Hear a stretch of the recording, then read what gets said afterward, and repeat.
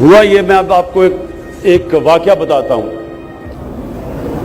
میں کرکٹ کا کیپٹن تھا. ہم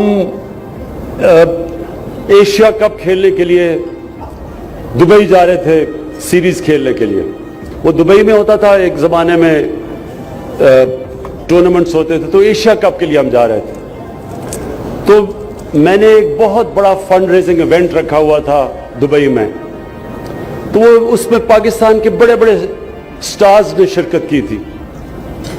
تو ان کے نام پہ وہ سارا جو ایونٹ تھا وہ سولڈ آؤٹ تھا، سارے ٹکٹ بک چکے تھے.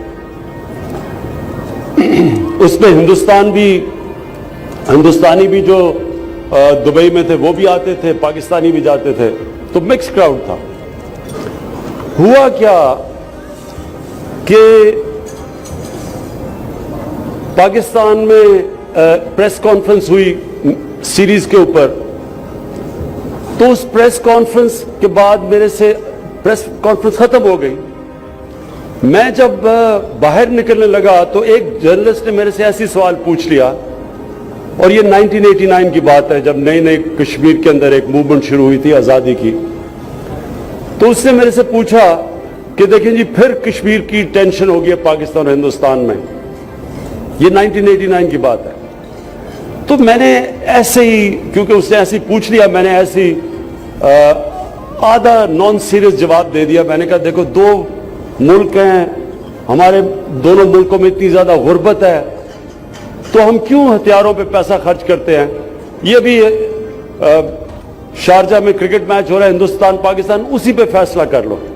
مذاق کیا تھا میں نے. مجھے کیا پتا کہ وہ اگلے دن ہیڈ لائن بن گئی.